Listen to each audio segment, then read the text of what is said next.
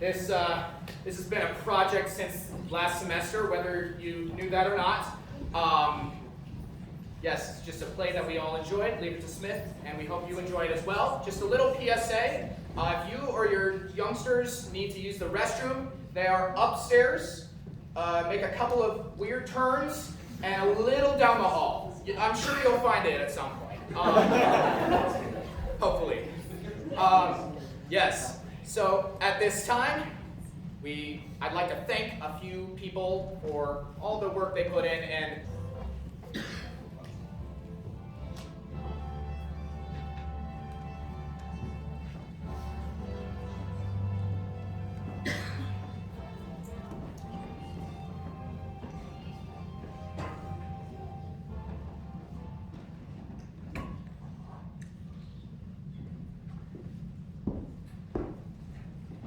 Who's that? It is I, my lord, Bellows. Have you found my glasses yet? Not yet, my lord. You can't have searched. I have searched assiduously, my lord. Without avail. Thomas and Henry also announced non-success. Tell the fools to look again. As blind as a damn bat without my glasses. I don't suppose you remember where you saw the glass. No, but I'd be listening to your conversation if I did. Go and search in the smoking room. I was there after breakfast. Very good, sir. A telephone message has come through from London, my lord, to announce that her ladyship has caught the morning train from Paddington. Will be home for lunch. Thank you for warning me. Now go away.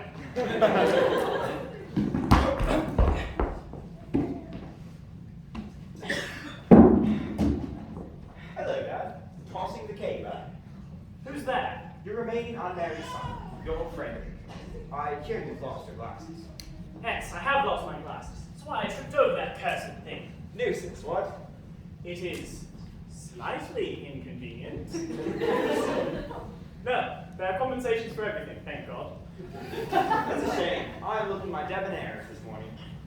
You haven't seen a slim, girlish figure tripping this way along the U-walk, have you?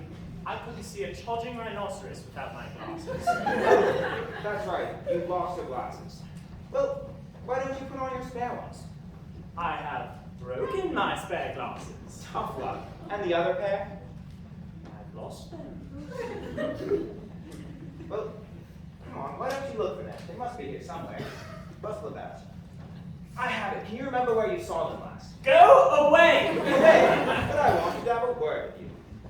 Go away. Right away? Yes. And send Baxter to me. You asked for Baxter, and Baxter's here. Efficient, Baxter. Baxter, I have lost my glasses. Where are they? I want them at once. They're on your back, Lord Middlewick.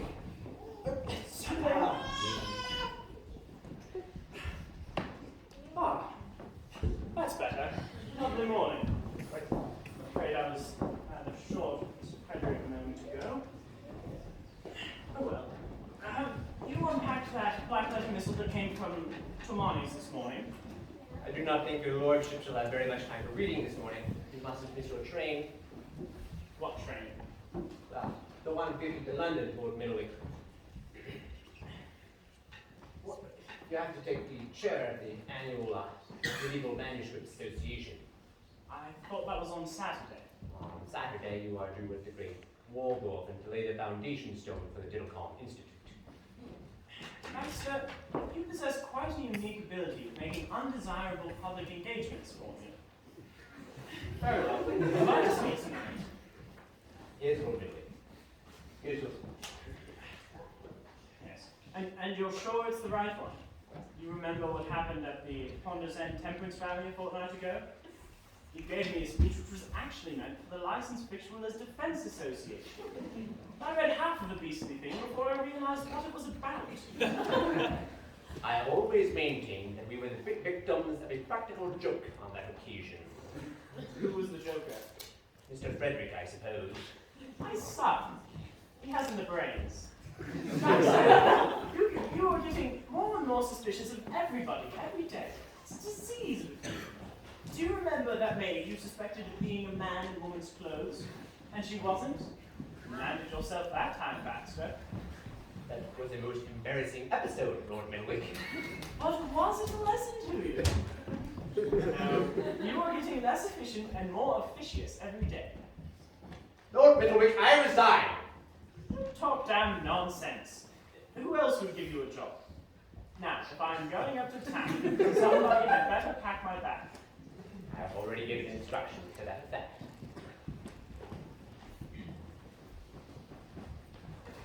Hello, Dad. Found your glasses. Yes, Frederick, I have them on. I suppose they were there the whole time. Go! Lord Middlewick, speaking of the library, I suppose we shall have to recatalogue the whole thing. When was it done last? 1843. Ah, yesterday.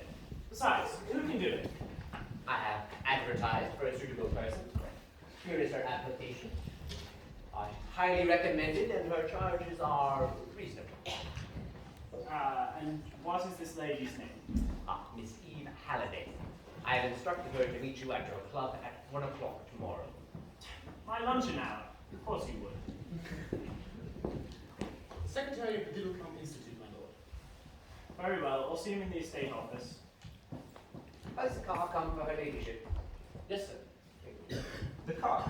They ought to have sent an armor-plated omnibus. Remember what Our Lady Mother is bringing with her. The doings. Is her ladyship bringing the jewel-weighted diamonds here? Yes, it's the sort of thing a woman would do. Inherit valuable jewels and then wear them instead of putting them safely in the bank. Half the robbers in London camp around the estate when the word gets out. We must reserve the film rights. Bah!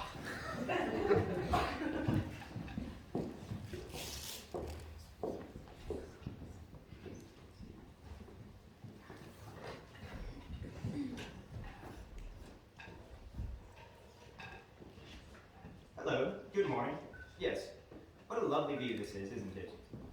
And how is the beauty course of the telephone exchange this morning? What? Oh, what number? 20, please. Waffleton Grange. You know, where Phyllis lives? Freddie! Darling! No, not you. Phyllis, Angel, I was just ringing up to see what had become of you. How did you get here? In the old two-seater. I left it at the end of the U-Walk. Is that all right? Absolutely. Now, how about if we run over to Great Waffleton for a spot of lunch and the movie? Why all the haste? Where is everybody? My dad is in the estate office being measured for a foundation stone. My sainted stepmother is speeding back from London, flushed with victory after the battle. Don't talk like a village idiot, darling. What battle?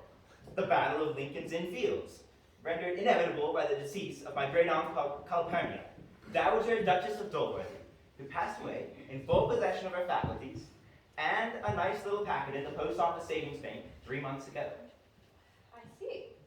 And who took part in the battle? Well, practically everyone who was still on speaking terms with the old lady at the time of her demise, all acquitted themselves with credit. Second cousin Ethelberta Fitzwiggin being especially prominent in the forerushes. However, science told in the end, and as the whistle blew, my stepmother emerged from the scrimmage with the Dulworthy diamonds in her right hand and the fragment of Ethelberta's scalp in her left. She's bringing the diamonds home now. The scalp has been returned. What's going on, my Freddie? Is there anything for you? I hear rumors of a legacy. Darling, how much? Well, that was her godson. It could be quite a juicy one. This may mean a lot to us. That's why I came over this morning. I had a long talk with Father last night. What about? About you. You lucky pair! And what was the old boy's reaction to me as a matrimonial bride? Oh, well, it wasn't very complimentary, darling. Oh, I know him, one of those stern, flint-like Englishmen who crush down their emotions. What did he say? Well, he said you were utterly brainless, insufferably conceited, and, both idle. But otherwise he likes me. And is he prepared to welcome me as a son-in-law? He says if you really want me, you must do one of two things. A deep V-shaped impression is reported from Iceland. All right, tell me the worst. Either you must go to work in the factory. In the jam factory? Yes. Jackson's Jams and Jellies, made from fresh fruit and refined sugar. Good. Adhesive labels attached by the Honorable F. Threepwood in person. Not so good. And you could be such a good snob. Our family has made jam for 50 years, and we're proud of it. But our family has done nothing at all for 500 years.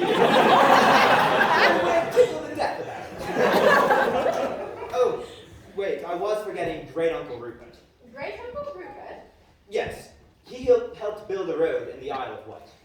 the Isle of Wight. The Isle of Wight, near Parkhurst, took him 3 years. 3 years?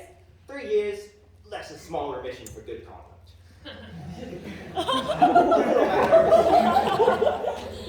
Little matter of a Suma check. Of course, we never mention him. But what was your father's alternative to the job? I think you mentioned one. Yes. You must put 5,000 pounds into the business, and then he'll give you an allowance and let us get married. Can you do it, Freddie? Is the legacy juicy enough? We'll ask stepmother when she gets back from town. Well, why not ask your father right now before she gets back? A sound idea. I was going to try to touch him for a trifle anyhow. Might as well make a wholesale order of it. Ah, Frederick, have you nothing to occupy your time, my dear? Hello, Dad. You remember Phyllis Jackson, dear little Phyllis? Good morning, Lord Middlebury. Good morning, my dear. Now, Frederick, you wanted me? Yes. First of all, Dad, I would like to thank you by acclamation for all your kindness and generosity. When? From my birth until the present date. What are you vaporing about, my boy? Right. Will you lend me 10,000 pounds? Shall I lend you 10,000 what? 10,000 pounds. Yes, Dad. Will you? No, Then what will you lend me? nothing. Right. Now we're getting to the point. I ask for 10,000 pounds. You offer me nothing. Let's be reasonable and split the difference. I'll take 5,000. Don't be a bigger imbecile than you can help, my boy. You mean you won't lend me 5,000 pounds? I was never so sure of anything in my life. Then you lend me £1 till Saturday? What for? I would like to take Phyllis down to Great Waffleton to break bread at the County Arms and see a super film I hear well spoken of. It's called Blood on the Bathroom Floor. Her ladyship has returned, my lord. Very good. And where is her ladyship? She is in the hall, my lord. Now she'll go into the library.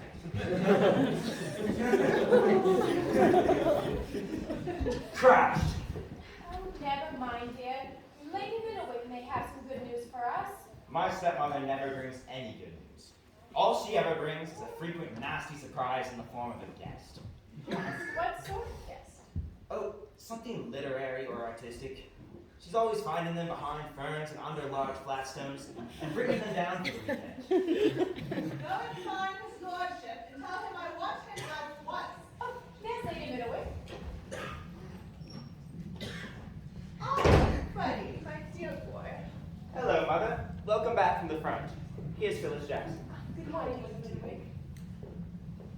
Eustace, what have you got there? This is a black letter missile from the early 14th century. I have just secured it. You seem to have waited a long time for it. Yes, dear. Ask now about the legacy. Mother, and how did you leave them all at Waterloo? Do you mean Paddington? No, I was referring to the well-known battle of that name. The stricken field. Have the shouting and tumult all died? Peace with honor? Blood mopped up and everything? Don't be disgusting, Freddie. And how's second cousin Ethelberta? In bed, I'm glad to say, with a temperature. She really thought she was going to get the diamonds, didn't she? She did. I guess no one ever told her about the famous Biddlewick left hook. Poor Freddie, girl. don't talk of papa.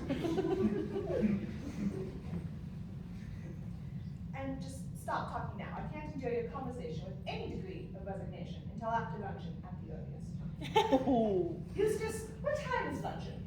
I ordered for 1 o'clock. I have to catch the 1:50. You are going to London? So Baxter says, You didn't know? not until this morning. Mr. Baxter is becoming impossible. My dear, he's indispensable. Don't argue. I can't bear it today. When do you get back? Tomorrow afternoon.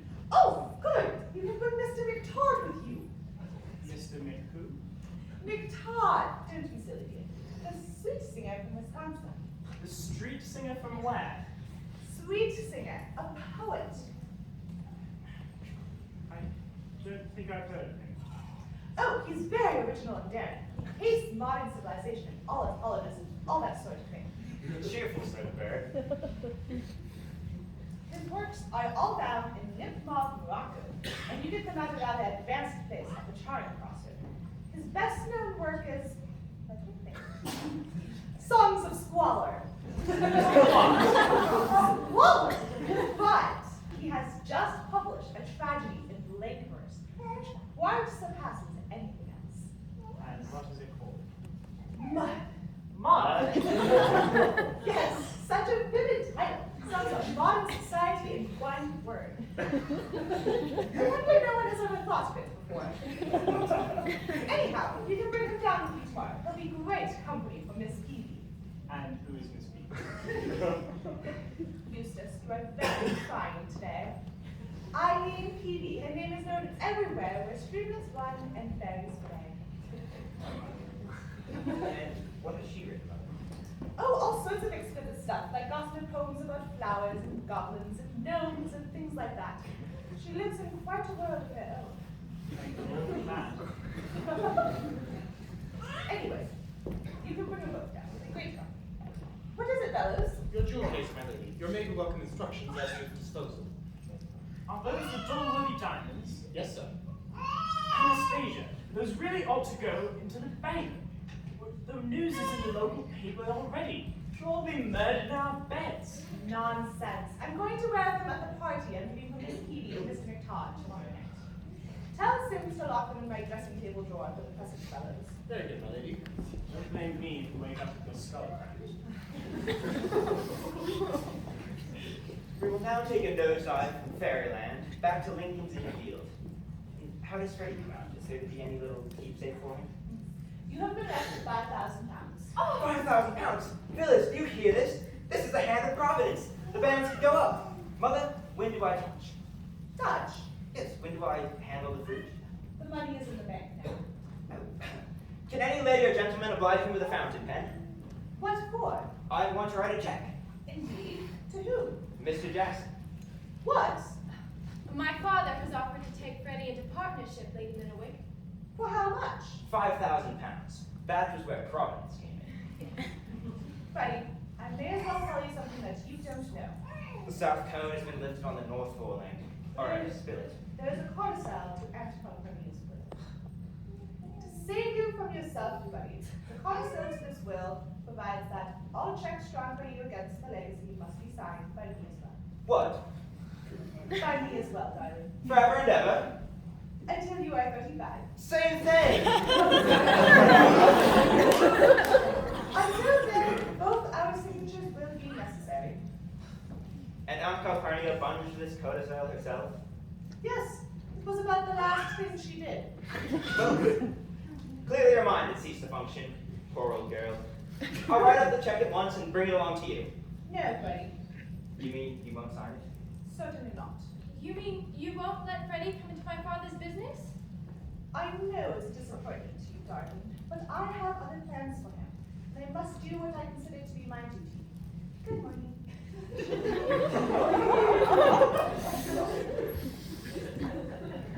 Torpedoed. Torpedoed right in the engine room. Now what are we going to do? Give me a kiss. And now, Go per original program and wallow in blood on the bathroom floor. It's all that's left to do. all right, dear, on to the box. Got 6 pence, automatic lighter which sometimes works, and a cigarette photograph of Amy Johnson. Oh, why is wealth so unevenly distributed in this world? My stepmother dripping in diamonds, and you and I without the price of a meal. A single small diamond would keep us for months. I say, shall I run upstairs and twist one off the bunch? It wouldn't be robbery. And why wouldn't it be? Well, because it's not robbery if you steal from your own relations. And where did you learn that? From a film I once saw called For Baby's Sake. People smear the movies, but they have a great education about it. They taught me all I know, practically. I'm sorry. I don't think you're clever enough to steal anything, darling. Besides, Baxter would catch you for a certainty. I believe he would. I hadn't thought of that. But what else are we supposed to do to get that £5,000 for Dad? Give me that paper.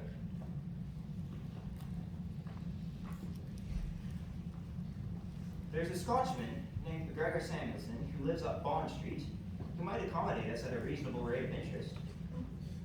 Oh, I say, here's a funny advertisement. Where? Right there, in big letters. Leave it to P. Smith. P. Smith? Per Smith, I fancy. Per Smith will help you. Do you need someone to manage your affairs? Someone to handle business. Someone to take the dog for a run? Someone to assassinate your aunt. Per Smith will do it. Per Smith will do anything, provided it has nothing to do with fish. Why fish? Crime not objected to. Crime! Phyllis, I got it! It's saved! What are you talking about? We'll bring this person, Per Smith, up and ask him his terms for pinching a diamond necklace. Oh, Freddie, darling, all of them? Well, £5,000 worth at any rate. Oh, fellows, get me trunks and bring up Gerard 2451, please. With pleasure, sir. Oh, my poor boy, you can't arrange a burglary over the telephone. I'm not going to arrange it over telephone. Have you ever seen the film Strangled at Dawn? It has a situation just like this in it. Two total strangers agree to meet each other at a given rendezvous. They are to recognize each other by signs and everything. Let me think of a rendezvous and a sign. I think we'll call you, sir. Thank you, fellows. And you're quite sure it isn't illegal, darling? I tell you, I saw it in a film once. Hollywood cannot lie. But how are you going to get there? You've only got 4 pence. I'll get my father to take me up this afternoon. I'll make an appointment with the dentist, then he'll have to. I've been meaning to have the old grotto attended to for some time now. Oh, there's a telephone. Per Smith! Hello, is this Per Smith? Oh, the P is silent. Right. Well, I would like to engage you professionally. Yes, the general idea is that you commit a crime for me. I understand you don't object to crime. Perfect, right. Then meet me at the Green Tube lift station tomorrow at noon precisely. And when you see me, say, there will be rain in London and the home counties tonight. I shall reply, good for the crops. And finally, wear a pink rhododendron in your buttonhole. So long. God bless. Ta-da!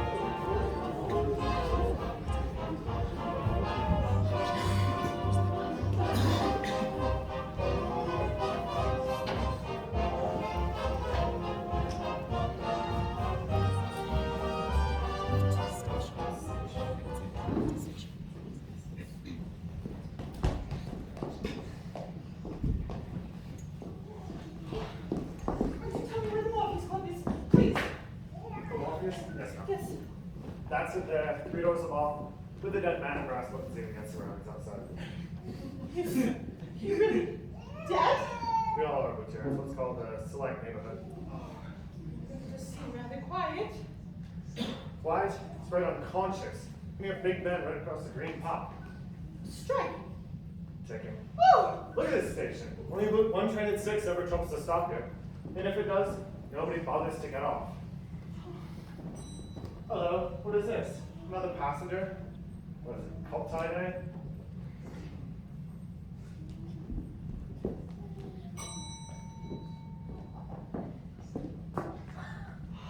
Hey, Palisade! Cynthia! Oh, my dear, how wonderful! It's marvelous to see you. How long has it been? Oh, years and years and years and years. What, anyhow? So comforting to see you.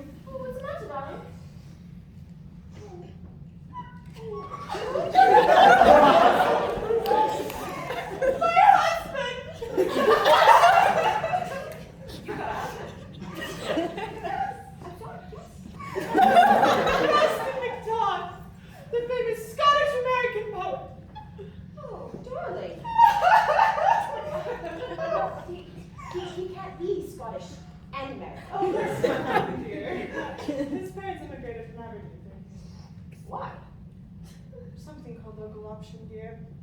He was born in Wisconsin. He's just like me forever! And it's the third time in 6 months! Why? Poor angel. And he hates England. His habits are all American. Well, what doesn't he like about England? Brussels sprouts! Says they're the only vegetable the English have ever heard of. And ice. He can't get any. Says Americans, they eat ice all day in lumps. He says in England the only ice he ever sees is hanging from the ceilings of English bedrooms in icicles. And he's lefty. Yeah. He's going to have a brainstorm somewhere. Where, dear? He never knows till he gets there. And he comes to, and they tell him where he is. So you don't know where he is? Well, I do know where he's supposed to be for lunch. At the Morpheus Club right there. That's why I came here. The Morpheus Club. That's where I'm bound for. You? Are you going to lunch there? No, I'm going to see somebody about a job. A job? You? Yes, I'm just a poor working girl. But you're so smart. Well, I should hope so, dear. I've got to make an impression today. I'm wearing every rag of chiffon I possess. Gentleman. No, an old gentleman, Lord Middlewick. But Ruskin is lunching with Lord Middlewick. He's been invited to spend the weekend with him at Blanding's Castle. Well, not you too. Oh, no, I'm never invited anywhere. I don't think Ruskin always tells people that he's married. Fossil. It was an old gem. I thought it was a British museum. Now, Cynthia, dear, don't hang about here waiting for your husband. Show him independence. Go home, and in a day or two, I'll send him back to you, complete with collar and chain. Oh, darling. Are you going to lunch now? No, I'm going to a bun shop first for a bite of lunch. Oh, well, it's raining. Oh, no umbrella and my one Paris frock. Lift going down. Oh, goodbye. Will I write to meet Landis? Yes, dear. Goodbye. Goodbye, darling. Goodbye, miss.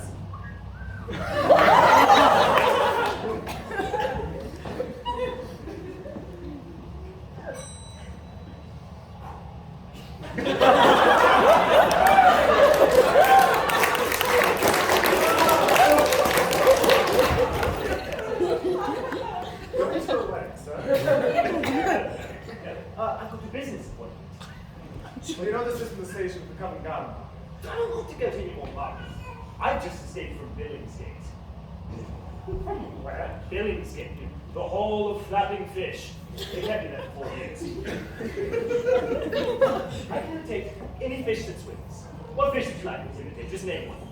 Skates. Ah, you would. Well, I'm not going to do it. So there. Why not? Because a skate keeps its face down here, and I'm more dressed for this, and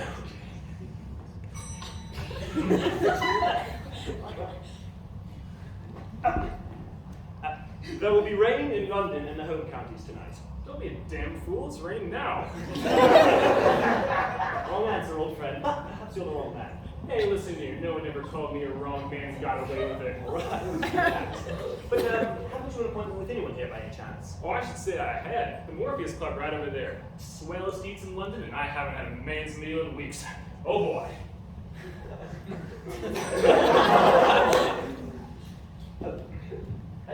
No, couldn't be you.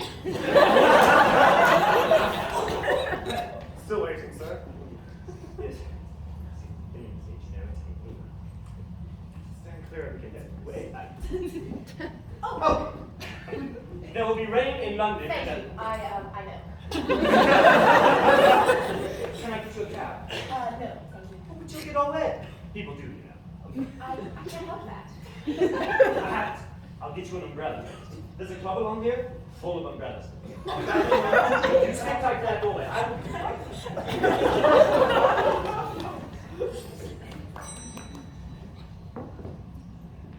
This is Green Park Tube Station. Yes, sir. Thank you. They all look alike, and I've mislaid my glasses. Yes, sir.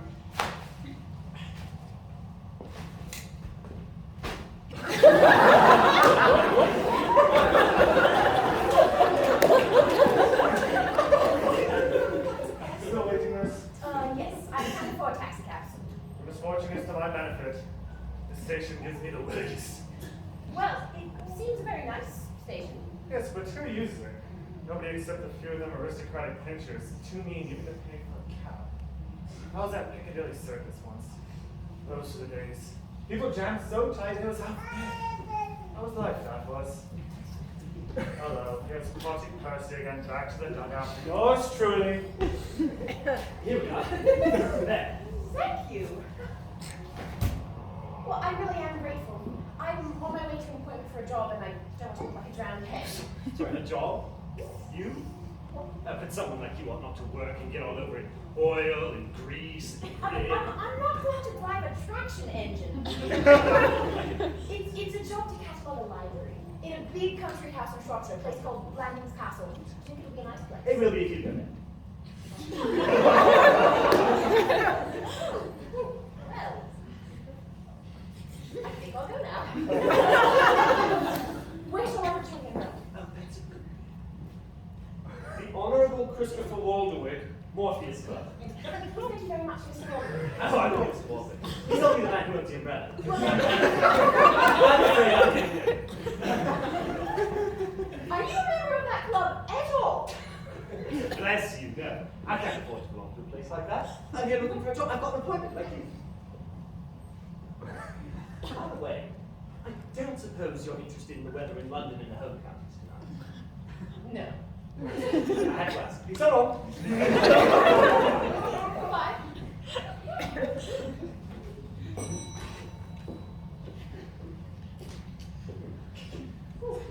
My dear fellow, my dear old boy, for a moment I didn't recognize you. How are you? How are you? There will be rain in London and the home counties tonight. I'm sure there will. I've never known you wrong. Well. And how are they? Who? Why, the boys, my dear chap. Oh, the boys? Yes, you lads! What times those were! Which? The times we used to have together. Oh, those. Yes. I'd love you to come and have a drink with me. In fact, I'd insist on it. Only my fool of a manservant has sent me out with the penny in my pockets. Damn careless of him. I shall sack him when I get home. I will. All the same! I'd hate to give up a good idea. Don't you think we might wet our whistles somewhere? And a mouthful of lunch, perhaps. And a powwow about old days. Pass along, comrade. My dear old boy, surely you know. Look in my face! My name is Might Have Been. I'm also called No Hope for so long. Farewell! Nothing doing, Governor. Nothing at all. No hope? You have no more hope than a hen trying to lay a foundation stone.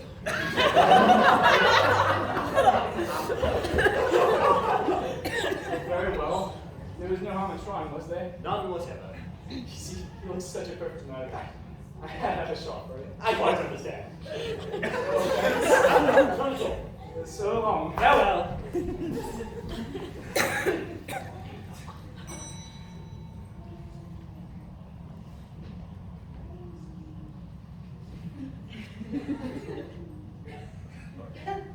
There will be rain in London and the home counties tonight.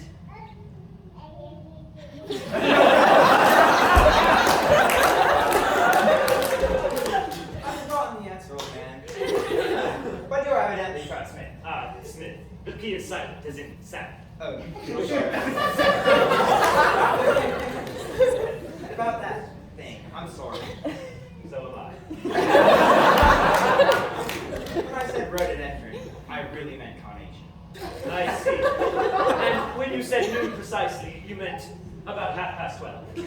Yes, but I've been to the dentist. You know how they hang on to one. Well, anyway, let's get down to business. Well, first off, Suppose you tell me your name. Oh, didn't I do that? No. I'm Freddie Threepwood, youngest son of the Earl of Middlewick, the notorious bibliophile. I see. And you want me to murder him? Murder! Good gracious, no! Still, you said a crime. Yes, but not a shady, disreputable crime like that.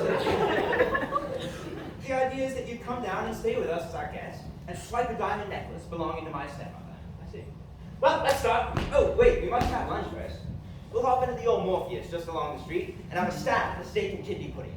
Do you know the place? I've been inside it once.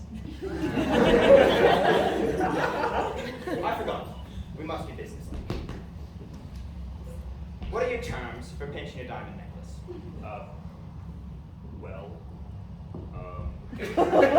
Is it town or country job? Yeah, that is. Country Shropshire. Shropshire? What part of Shropshire? Blandings Castle. I'll do it for nothing. Come on!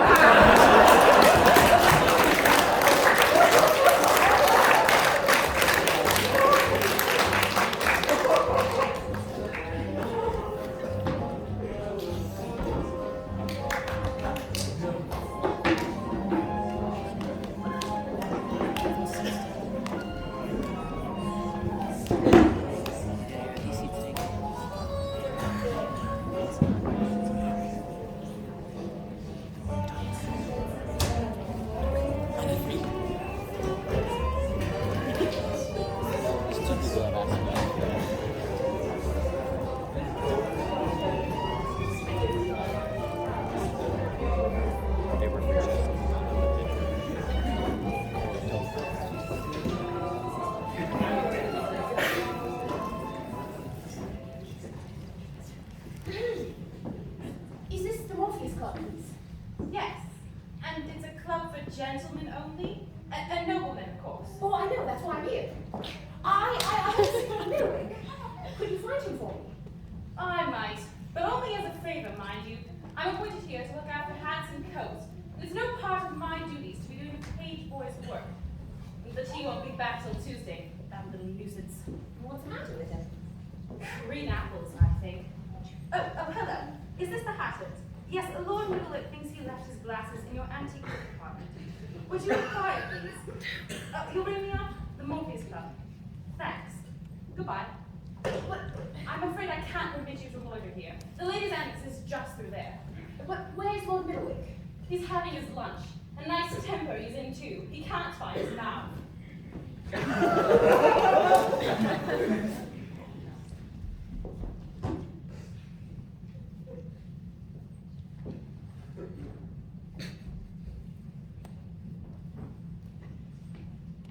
Will he see me?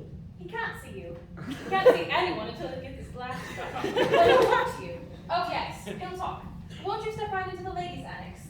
I'll put up the blinds. We don't use it much. Please don't go. Have you got in here again? Yes, but it's all right this time. I'm lunching with a member of Mr. Threepwood. Are you sure? Where is this Mr. Threepwood? He said, Mm-hmm. we were coming out of the dining room together, but he stopped to listen to another member who was reciting. What was he reciting about? His umbrella. Mr.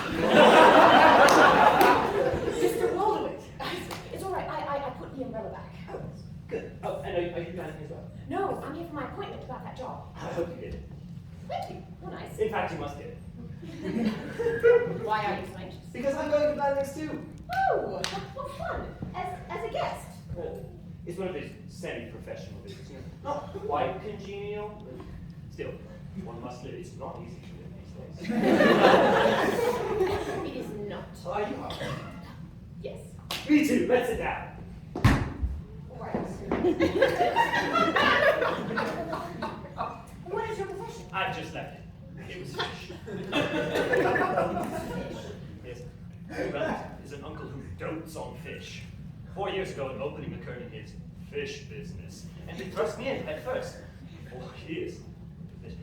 3 days ago, I realized the fish and I had reached the limits of mutual forbearance. I resigned.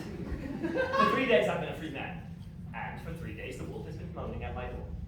Now, tell me the story of your life. Well, I'm not in your class at all. You seem to have been rich once. I've been hard up always. I am a freelance journalist.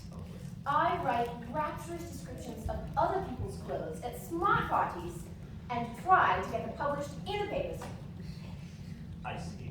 And whose clothes are you going to be rapturous about at Blandings? Lord Middlewitz? No, I'm going there to catalog the library. But you haven't yet told me where you're going. Oh, well, it's this way. So, I thought I informed you that this was for gentlemen only. I am so sorry. Would you please step right into the ladies' annex? Very well. Au revoir.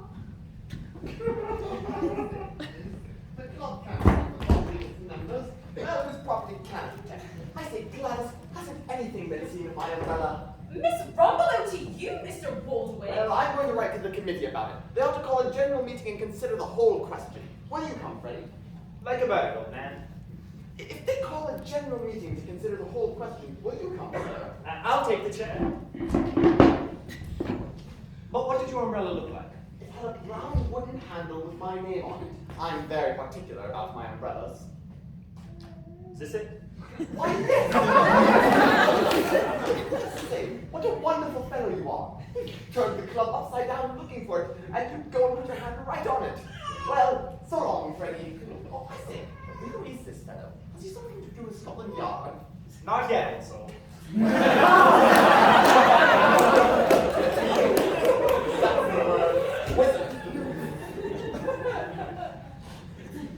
Is our coffee?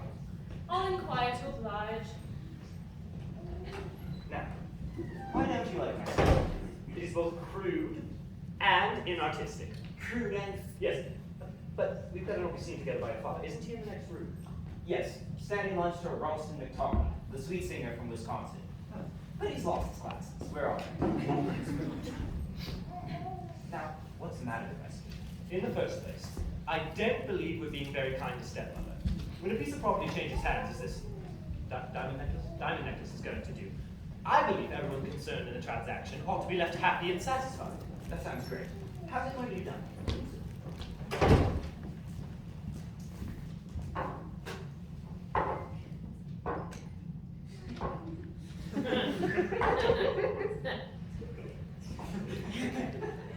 Thank you, Miss Rumbelow.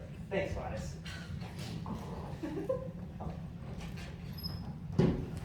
Now, how do we start? So first, stepmother loses her necklace. There's a fuss. Tears. Lamentations. You offer to buy her a new one. £25,000 to do so with your legacy. Yes, but I want that to buy my partnership. Wait. You write the check. Sign it.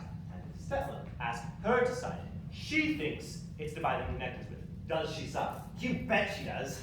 Well, there you have it. She damn-faced second cousin Ethelberta without it. Don't make the face. Now, she hands the check. You hand over to old man Jackson, and you can then marry Flossie. Phyllis. That's the end of it. But where's the new necklace coming from? No, you simply take the old one out of your left sleeve or wherever it came in, and take it round to the nearest jeweler shop and have them reset the stones or whatever they do to make diamond necklaces look new, and present the finished product to stepmother with a loving kiss. Have it. No crime is committed, everyone's happy, and no one's a bit the wiser. This is genius. No, just a happy nap. But what do you get out of it? Nothing, I'm satisfied. Well, I'm wrong about one thing. What's that? Well, how are we to disconnect stepmother from her diamonds in the first place? Well, we'll settle that on the train. What time does it start? 3:45. We still have an hour. Where's my hat? I'll tell you what. Where are you going? I'm going over to the Mayfair to watch a movie. What's it called? The Man with One Ear. I've seen just like this. Where Desmond Benson, that's the hero, has to recover the pearls which One Ear Jake has pinched. Well, go ahead. But remember one thing. What? You're not going to be the hero of our show. You're going to be the villain. Don't be that dead speed, Stone League. Watch Jake. I will. Were you looking for your hat? Yes. I expect it's in here. Have you got a ticket for it? No. Well, you better come in and find it yourself then. Presently.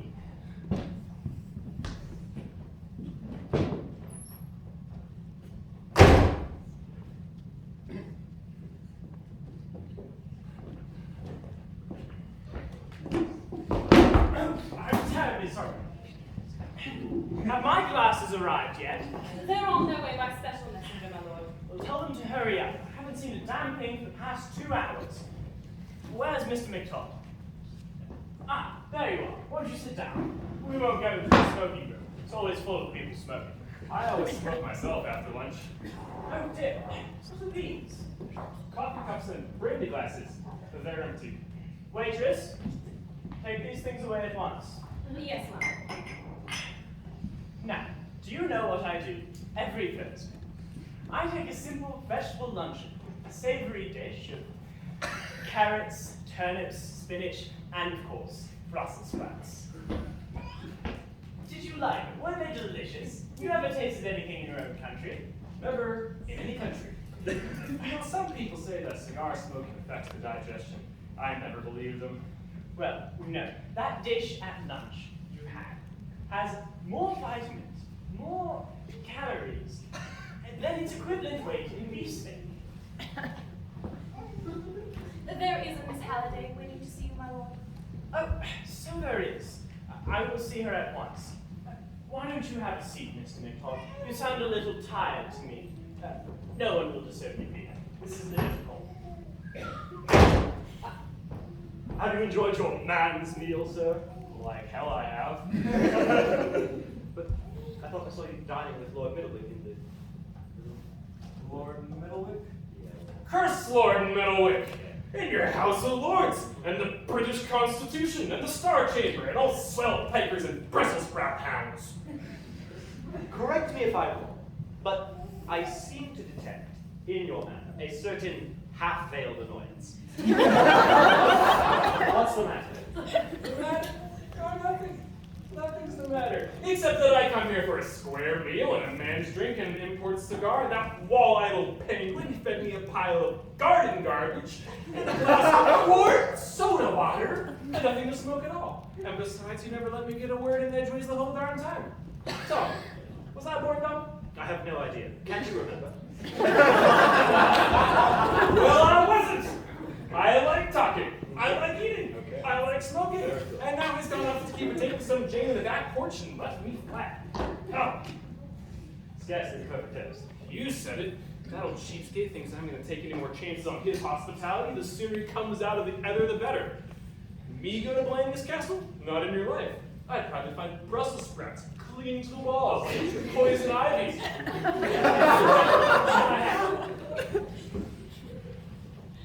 that old total loss ever comes back, you can tell him from me that if he wants me, he can find me at Simpson's with a stake in my inside and a gun in my hand waiting for him. Goodbye.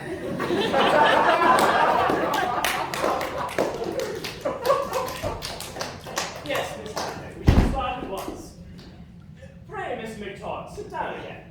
We're waiting for Miss Eve Halliday. She is to accompany us to London. But Miss Halliday, we're going to Blandings together.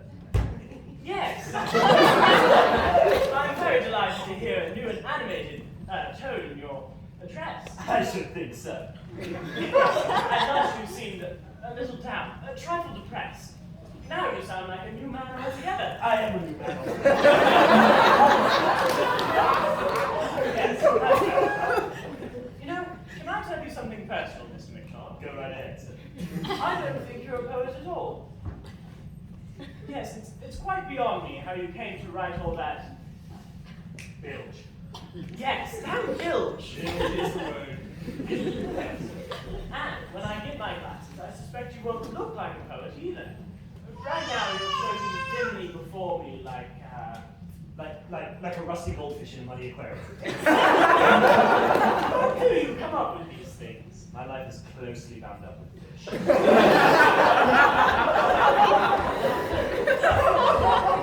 Mrs. Horn, I received a letter from the editor of Fishmonger's Gazette asking me to write him a serial, in verse, of course, about a fish.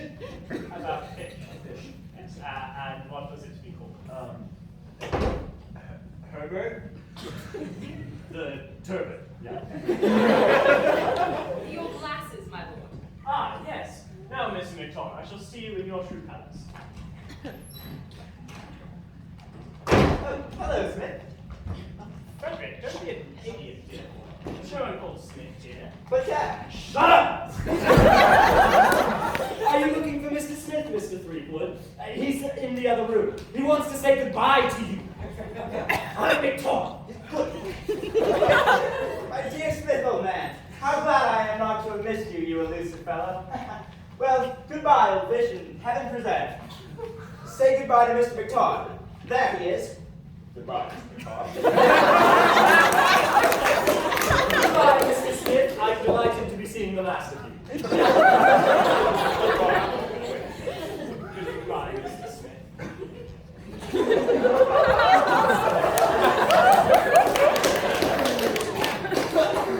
Ah, yes. Here we are. Ah, I was right. You don't look like a poet at all. I'm going to like you, Mr. McTaw. Mr. McTodd? Is that Mr. McTodd? Yes, allow me to introduce you. Miss Eve Halliday, Mr. Ralston McTaw. How do you do, Mr. McTodd? I know your wife. What?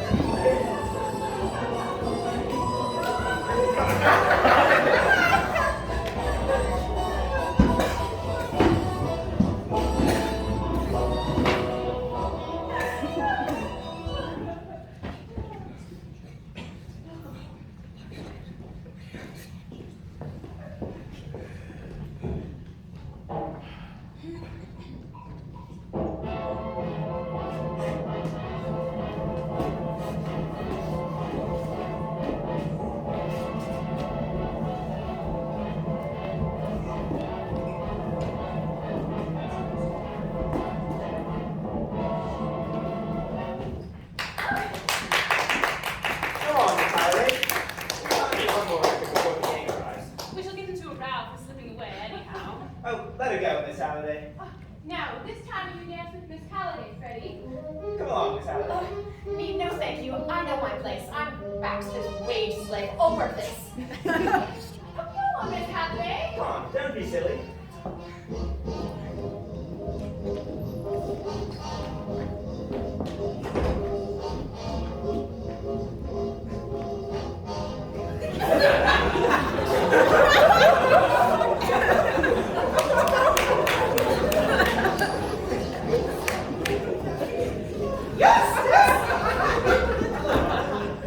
Stop that dreadful noise!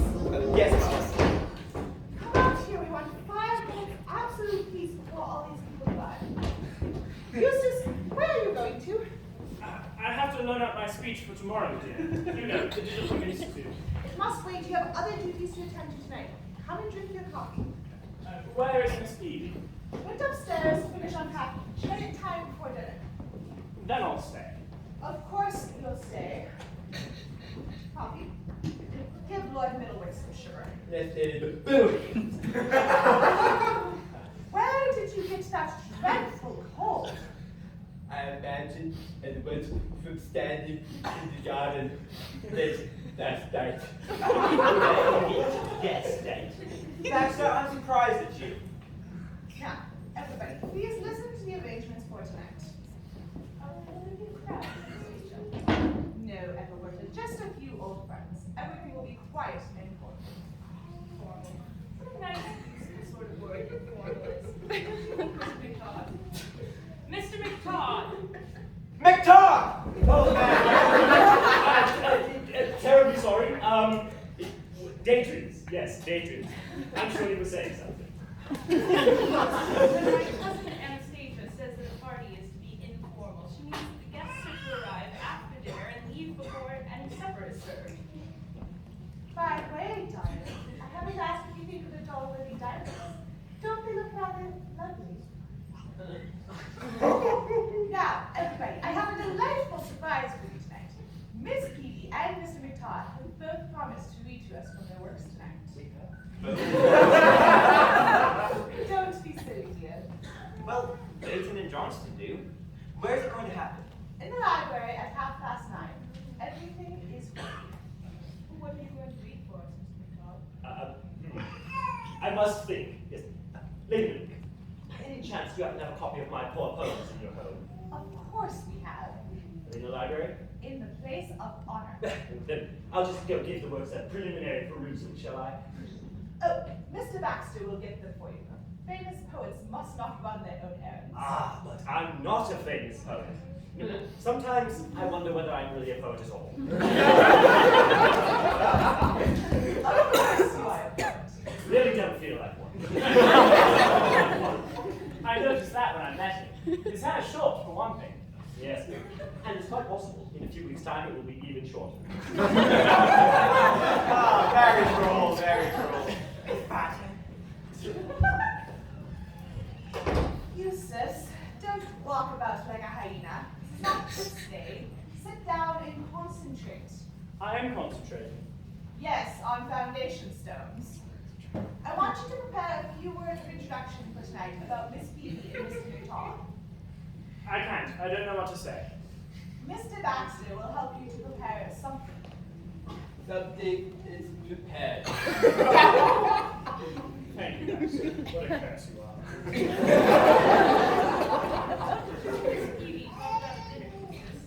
Oh, fairies, fairies.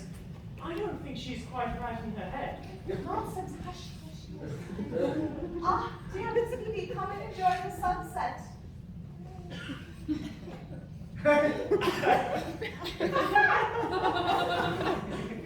Listen, folks. Is this real? Or am I in someplace in fairyland? There you are. I told you she lived in a world of her own. But you can't have this one. It's ours. Do you observe them? See what, Miss Peavy? Fairies! Oh, charming thought. The cutest little real fairies running around on those elegant flower beds. And what are those white things glittering in the heart of the sunset? Fairy palaces? They are cucumber friends. My husband will take you around and show you the rest of our sites. By the way, this is my stepson, Future. Oh, a big man. Yes, one of our outsized local goblins. Jordan, may I ask you a favor of you right now? Certainly, certainly. May I come out here all alone after sundown and watch my elves and fairies dance around by the light of the glowworms and the lightning bugs? Bugs? And may I come out here mornings too, before sunrise, and watch the early dew fading off into the grass? Of course you shall, my dear. But you must be careful of the damp. We can't have you catching a chill. Now come and drink some coffee. I know you Americans like that sort of thing. By the way, have you ever chatted yet with your fellow countryman yet, Mr. McTodd?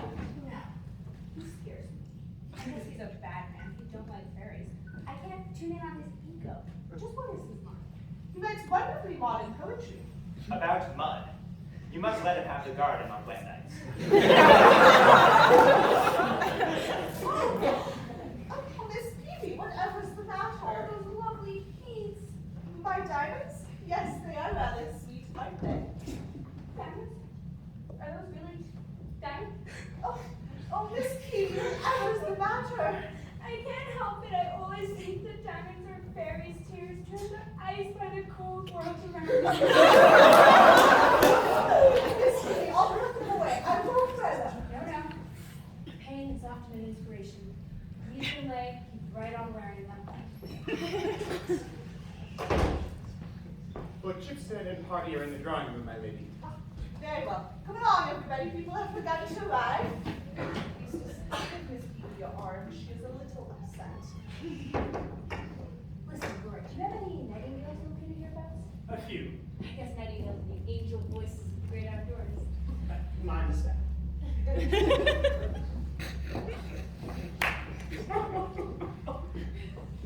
We must all be very kind to Auntie Jessie. She's cuckoo.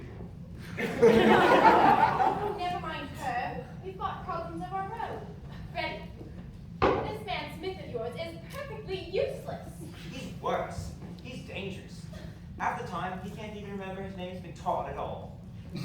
What's the matter with him? Well, can't you see? He's in love. In love? With Miss Peavy or cousin Ethelberta? Idiot. With Miss Halliday. Oh, well, he mustn't. He's under contract to us. I'll fix him. Hello. Wanted! Right away, sir! We've got to move on, Freddie. Dad says we must have the check by tomorrow. If Smith goes on at his present rate, there won't be a tomorrow. One more gag like that one about wearing his hair shorter, and so far as we are concerned, life on this planet shall cease. Oh, Smith, there you are. Across the pale parabola of joy. Across the what? Across the pale parabola of joy. Can you throw out any kind of suggestion as to what that's likely to mean? Because I wrote it. I got excited tonight. Well, what about your contract to us, man? Why haven't you started something? Contract? Yes, diamonds. And not ours. We're running out of time. Phyllis's pop won't keep my job open after tomorrow. Why don't you start something? Oh, don't ask him, Freddie. He knows. You're in love. And you've noticed it too. Already, cried a week around the fair country saloon. Smith has been wrecked on a permanent way.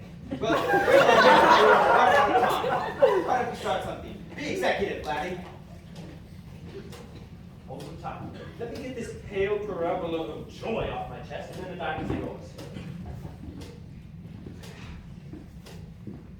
But, Baxter? He's been on my set since the beginning. Human bloodhound. I'm responsible for his call. You? Yes. I'm staying in the keeper's cottage at the end of the U-Walk. Can you just like... There it is. Why? Well, I suppose if you write songs of squalor, you rather ask for that sort of accommodation. Anyway, Baxter was about my rural nest at 3 o'clock in the morning last night in pink pajamas and a heavy shower of rain. That's how he managed to get that bad toad. Oh, look out! They're coming back. Right, okay. Give me 10 minutes to mug this stuff up, then I'll join. Where? In the 4th rhododendron bush in the west shrubbery. Right. And when I say rhododendron, I don't mean carnation.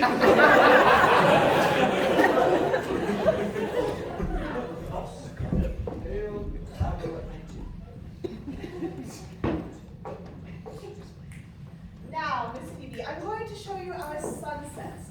The blackening sunsets are quite famous, you know. That would be too lovely. Our sunsets are famous, Cousin Henry. What's that you're saying? They're famous. Why, here's Mr. McTodd. Mr. McTodd, we're all going out to the U-Walk to watch the sunset. Won't you come too? Lady, may I stay here? I have an appointment. An appointment? With whom? With my muse. Muse? Yes, with my muse, not with my muse. You know, one of the well-known family of 9. I wish to steep myself in one of my own poor efforts before the recital. All I ask is a moment's solitude.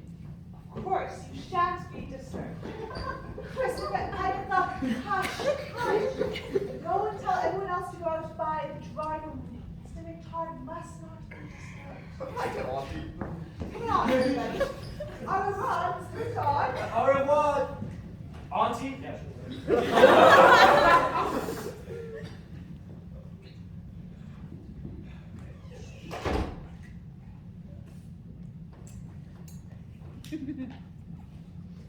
Mr. McTodd, Miss Peavy has just done me a huge favor.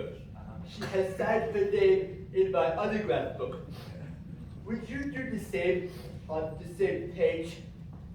May I have that on, Miss Peavy? Why, sure. Avez-vous entendu? A-N-P, oh, right there. A-N-P, yeah. Ralph, Stone, that's it, okay. Nick Todd. There you are. Where is he? Thank you, Mr. McHarden. Oh, Mr. McTodd, don't you mean you love some? Oh no, I've got lots of fun little thoughts to keep you company. But don't you want to come and see the sunset? Whenever I see a sunset, it seems like I'm looking at a great ball of gold sinking right down into an ocean of silver.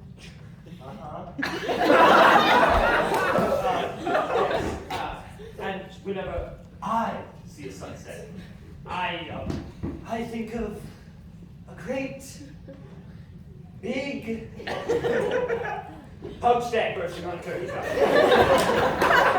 Don't pinch that, it's copyright.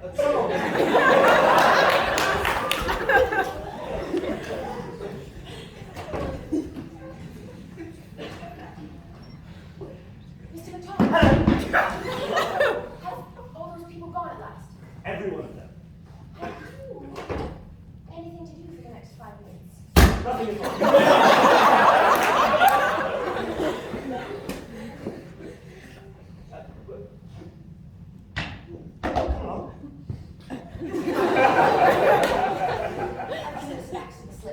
I felt I must have a chat. And I'm aching for a chat with you. See, we haven't really met since we were introduced last night in Morpheus Club. No. I was surprised when I heard that you were Mr. McDonald. So was I. I mean, I was surprised when you said you knew my wife. But hasn't she ever mentioned my name to you? Never to me.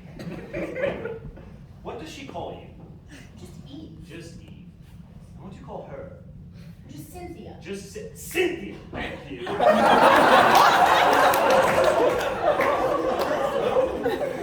call me Eve, if you like. May I? Wonderful Eve. And may I call you Rascal? Why? I mean, yes.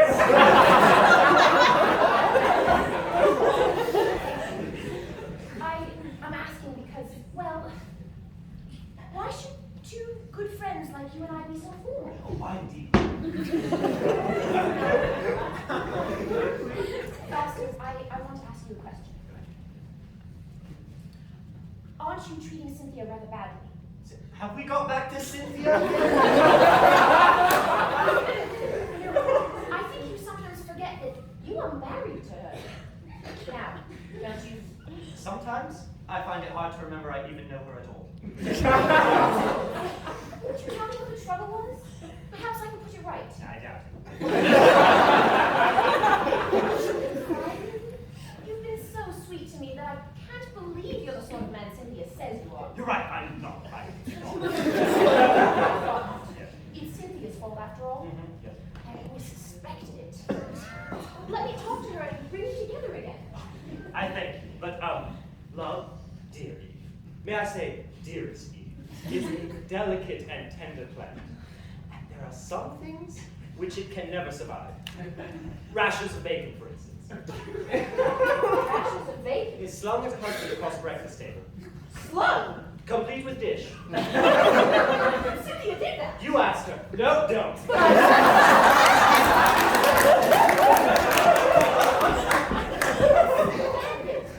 She used to be such a gentle creature.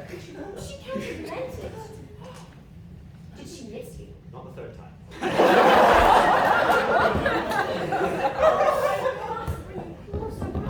Eve. This holiday, I was not. I've been looking for you everywhere. Would you please go tidy up the library before the recital? Certainly, Mr. Baxter. Ask me just... I must run, Ralston. I'll see you again tomorrow. But rather, after the recital, come down to my keeper's polish, like that you want. The furniture is all wrong. I'm sure it needs a few deft feminine touches. Right. But I'll see you before then, I hope. If I can get away from Mr. Baxter, we'll take a stroll by the lake before the recital. Poor.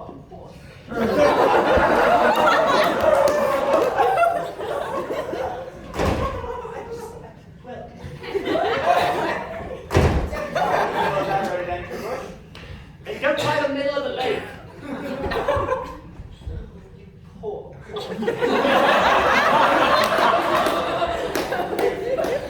Mr. Fenwick. Hello, Master. This is most fortunate. I must have a moment alone with you. Hey, don't I come in on this? If she doesn't Baxter, count the F. Certainly, Miss Jackson, you may be of help. Mr. Frederick, may I ask you to examine these two signatures and tell me if there's any resemblance? Ralston McTodd. Ralston McTodd. They don't sound any different to me. This is Mr. McTodd's signature, accepting Lady Biddlebick's invitation to stay here. And this is Mr. McTodd's signature, written in this book, not 5 minutes ago. Or the man who calls himself McTodd, an imposter. An imposter? Indeed, he is not the Bill McTodd at all. Well, then what's he doing here? He has come to steal the Dugarity diamonds.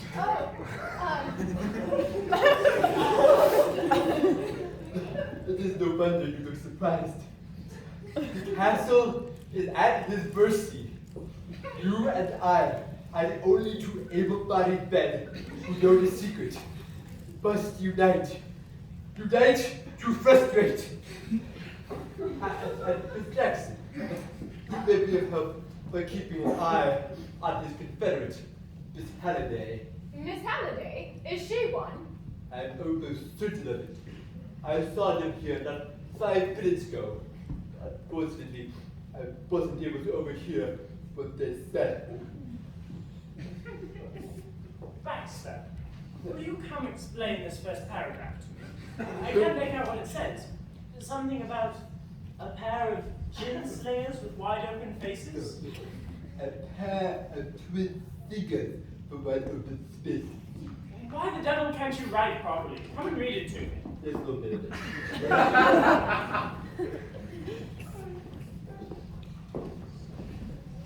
Goodbye, darling. I should have loved to marry you. And you feel like that. Oh, where is Smith? Smith is here. You heard what Baxter said. Every word. I'm going to down.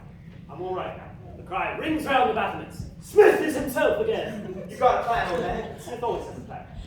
Tomorrow, family goes foundation stone day. What time is this at all? 10:30. Right. Do you have to go? I'm warned for it, but I'm real out. The foundation stone is well and truly laid. The family comes back. What do they find? What? You. And me. Bound and gagged on the library room floor. The diamonds missing from stepmother's dressing table drawer. And who's going to bind and gag me? I. And who's going to bind and gag you? Miss Jackson, will you? John. Thank you. Where are the diamonds? In your back pocket. Where nobody finds them. Yes, you swipe them during stepmother's maid's luncheon hour. Right? That. Everything proceeds according to plan. Diamonds for stepmother. Check for you. Partnership for Pop and wedding bells for Miss Jackson here. How about it? Miss Halliday, you said something. Oh, yes, Baxter suspects Miss Halliday as well. Okay, I'm going to warn you. Meantime, better practice time ready, Miss Jackson. Can you do refronts and clove hitches? Right. Here are diamonds. Be prepared.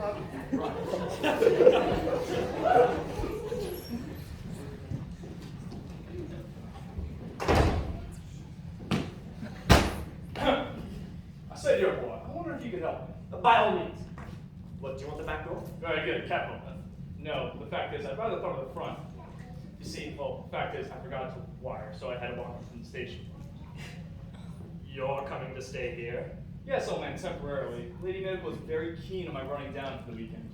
You're a friend of Lady Middlewick's? By a sort of correspondence course. She wrote it and invited me. I suspect she heard my work. Your work? Yes, I wrote. Isn't that curious? Oh, One of my my. little volumes lying right What is your name? Ralston McTodd. I suspect you've heard of me. Here I say. Pass along, comrade. Once more, there is nothing doing. What do you mean once more? We met yesterday outside Green Park Tube Station. You're the guy behind the rhododendron. And you know Ralston McTodd? I ought to by this point. Well, of all the rotten luck. Gee, right out these days. It's kind of tough on a guy, ain't it? It is unfortunate. What is your name? Coots. Your nationality? English to start with. I got an education in Camden Town. My final polish in Chicago. What are you going to do with me, brother? I take it your object in coming here was to have a pop at Lady Lilith's diamonds? Sure. Yeah, okay. And what made you suspect that the real Ralston Todd would not be here when you arrived? He told me he wasn't coming here. He told you? I got acquainted with him yesterday afternoon outside the Morpheus Club. He was madder than a hornet. Said he'd been insulted by this Lord Middlewick, and so he wasn't coming here at any price. So I decided to take a chance and impersonate. Yeah, what you say. Now I gotta go and run into an old friend of his.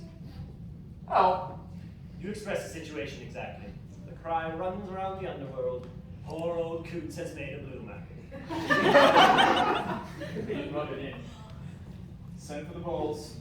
The what? The bowls. We have to. The fly calls. Do that? The police officers. Oh, my dear comrade Coots, I shall do no such thing. You're going to let me go? I am. Oh, governor! Thank you. Thank you. Pass along, comrade, and the sooner you do, the happier I shall be. Oh, okay. Thank you. I'll hit the trail right away. There was no one trying, was there? None whatever. Give us a drink, Governor, just for old time's sake. Well, I suppose I owe you that much. I'll give you something to bring the roses back to those cheeks. Oh, Governor. By the way, have you money for your railway ticket? No. Then you have to walk.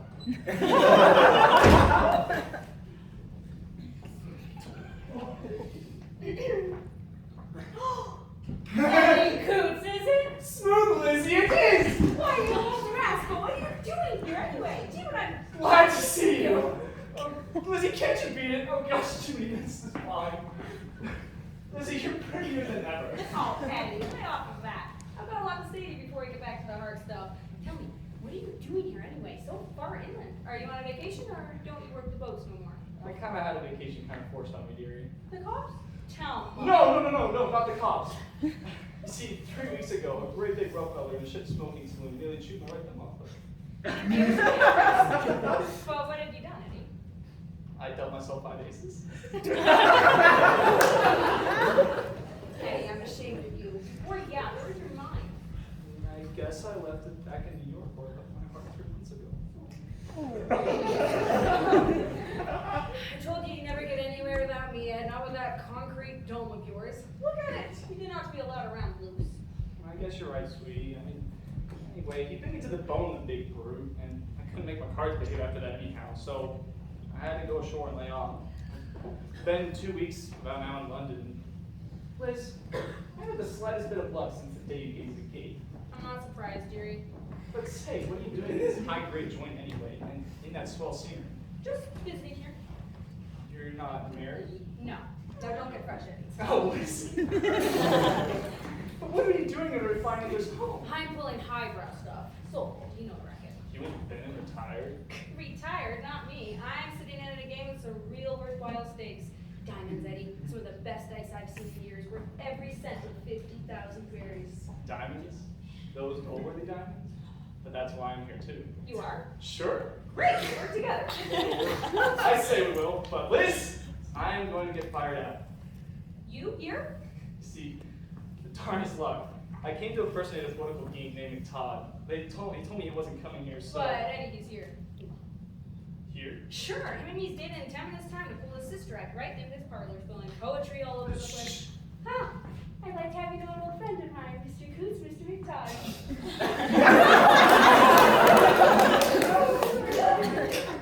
Hey. He's good Bonos, no more McTodd than I am. Is that so? Are you done, Eddie? Sure. What would you have? It's not a battery.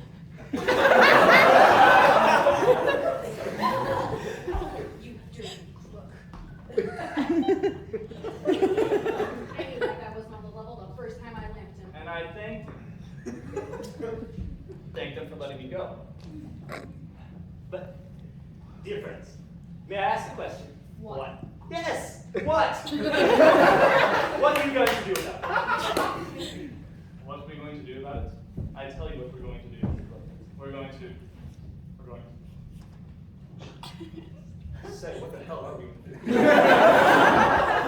It's no use, Ed. He's got us framed. Exactly. Look, if you go around telling the world that I am not Mr. McCloud, I shall be forced to tell the world that you are not Miss Peavy. But I am Miss Peavy. A genuine. Did you say genuine? I did. But I will. Genuine. You bet I'm genuine. And tell this big hand when I had the publisher's print way back home last fall. Tell them what it was called. Granny the Grafter, A Tale of Mother's Love. Half the folks in Chicago cried themselves to sleep over it. I apologize for not having heard of it. So where have you been all your life anyway? What's your name? Smith. The P is silent, as in pterodactyl. Liz, can I just knock over a bowl? Okay, jeez, Ed, leave me to fix them.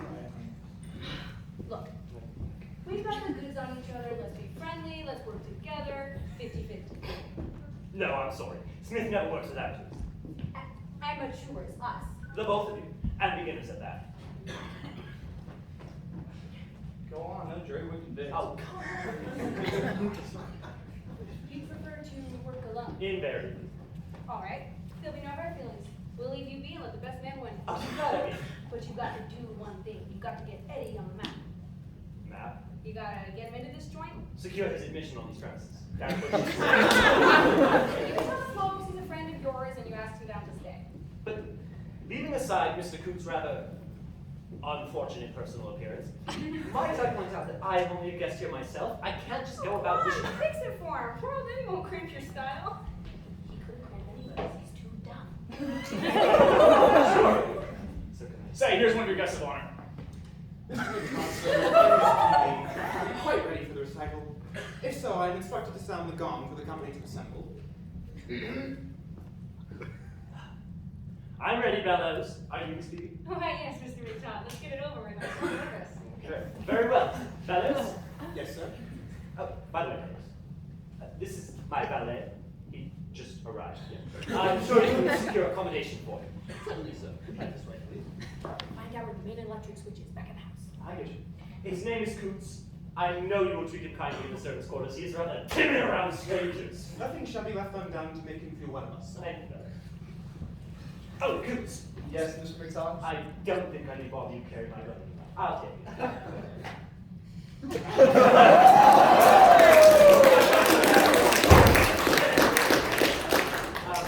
You must leave, Miss Phoebe. I have an appointment with the moon down by the lake. Say, cut out that professional stuff. I'm sorry, I was forgetting. Here's success to our recital. Oh, that? Sure. What are you going to give them tonight? Something about fairies? Huh. Listen, let me tell you something. I should know a fairy if I met one. You wouldn't? No, not if he was walking around Kensington Gardens with that guy Barry himself. Well, surely you're not going to give them Granny the Grafter. No, I'm going to give them a surprise item. Oh, what's that mean? Never you mind what it means. What do you never said anyway? Oh, shoot something off in the time zone. I have a natural gift for improvising. Okay. The stag at eve had drunk his fill, adune the glen, beyond the hill, right? And welcome, with a friendly nod, Wisconsin's pride, the brave McTodd. Au revoir.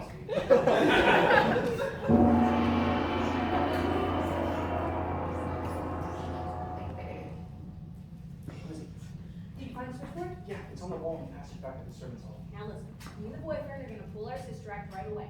Hopefully parked on these chairs right here. There'll be nobody out on that terrace. That's where you stay and listen in. But won't they see me? They will not. I'm gonna have these curtains drawn as a sort of background for this part. When they're drawn, you stand on that spot there. Okay? Yeah, sure. Now, first off, the old Earl will speak his little piece. Well, the minute he starts, you angle out of here, around that corner, in at the side door, and switch off all the lights. Every light in the house if you can. Then whirl around to the terrace again, and wait for what's coming to you out of those curtains. And what's coming, Barry? Say, what do you think's coming? A grand piano? The diamond flute? How you gonna give them to me, honey? Don't let that lay on your mind. Your part of this opera is to pick them up when I pass them out, and hide them someplace where you can find them again when the riot's over. But they mustn't be found on you or me, because we're all liable to be searched. Yeah, but where do I hide them? Oh, any place, a flower bed, a bird's nest, any place that's unlikely and safe. One of those spots, if you will. Now slide around that corner, and don't go to sleep or start playing yo-yo or anything. No, sweetness. Let's get good seats. A settee for us now. Right, let's put it where we want it. Ah, Miss Phoebe, here we are, all impatience. Where's Mr. McDonald? He's down by the lake, Lady Middlewick, speaking his piece to the moon. Isn't that great? Miss Phoebe, this is Lord Chipstead. Nice to meet you. What do you say? Eustace! Damn that garden. What spider's webs hanging all about. Oh, Lord Chipstead. I always think that spiders' webs are the fairies' bridal veils. I can't hear you. What do you say? Go get yourself wires now. Now, shall we sit down? Come along, Cousin Harry.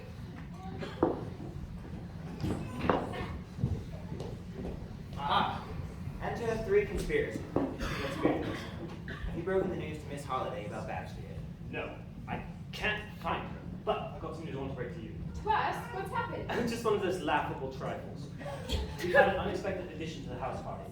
Meet me here directly the show's over and I'll tell you all about it. Righto, come along, Phyllis. We'll tip Baxter 6 pence to put us on the sofa. Looks like Boulder's already got it. Yes. I've been waiting down by the lake for you. Where have you been? I have been answering a telephone call. A truck call from London. Mr. McTodd. There was a nasty hollow clang about that. I'm coming! Okay, where should I sit, Lady Middlewick? Take my husband's seat. Eustace, get out of here with words of introduction. Just a few words, dear. Now, Eustace, we're all ready. My dear friends, 80 years ago, within a mile of this spot, a babe was born, who was destined to achieve signal honor and affection amid all the denizens of his native county. He's reading the wrong speech. Thomas Diddlecombe, whose memory we are here assembled. Now, Neil, you have the bar speech. Full start, Papa. Back to the old chalk line. Ladies and gentlemen, it is my privilege tonight to introduce to you a pair of twin singers from the wide open spaces. The names of Eileen Peavy and Ralston McTodd need no introduction from me. Here. Cut it short, Dad. Now, I'm going to ask myself a question. We'll get a damn silly answer. What is the outstanding characteristic of modern poetical thought? Mud. It is clearness of vision, merciless penetration of dark places. Ladies and gentlemen, Order for the street singer. ladies and gentlemen, I rather think the lights have gone out. What are we going to do about it? Nothing of the sort. What does light matter to nature's favorite child? I propose that Miss Peavy, come up here. Step hither. Stand here in moonlight where we can all see her and recite and keep on reciting until the lights come back. It must be the shock of the sudden darkness. Oh, poor thing. Stand back, she wants air. Don't draw those curtains, sir. She wants air, but not pneumonia. I have a deal. Go up and see if you can find some smelling salts in my room. Nobody else has any, do they? Oh, right, Middlewick. Why don't we slap our hands or something? Quiet and steady. Poor heart is beginning to beat. 3 hearty cheers. Here. Ready? Yes. Her eyes are beginning to open. Bet you have a crown. I know what she says when she comes to. Oh, thank you. Where am I? Have a crown. Like someplace in heaven? Harley, this is up. Hush. Oh! Be quiet, everybody. There, you'll be quite all right in a moment now. Oh, dear, my diamonds! I must have lost them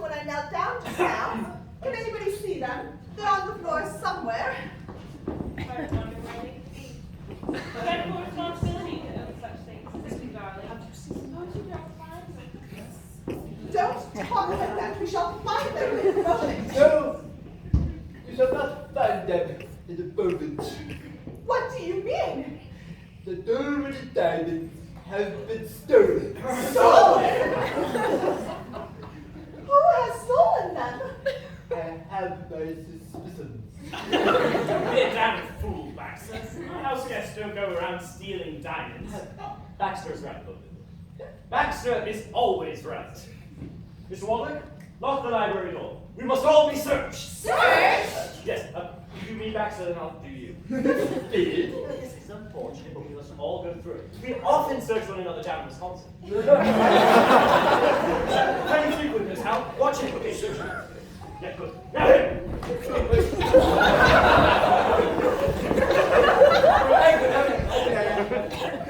That lets Baxter and me off then. Now that everyone knows that's done, let the treasure hunt begin. The gentlemen will adjourn to the dining room. Freddie frequently Mr. Baxter can search the gentlemen, and the ladies can search each other. I will search you, Ethelberta, dear.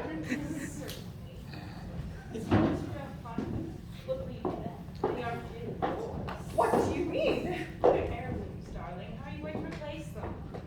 I told you to put them in the bank, Anastasia. Eustace, go and be searched. I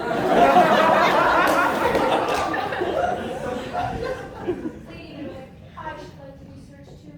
Nonsense, dear Miss Vicky. Nobody suspects you. Oh, but I insist. You must stay here for the time being, Miss Peavy. Miss Jackson can look after you. Now, ladies, are you ready? Yes, quite ready. All right, very good. Carry on. How are you feeling, Miss Peavy? Thirsty. Would you like me to get you a glass of water? Please.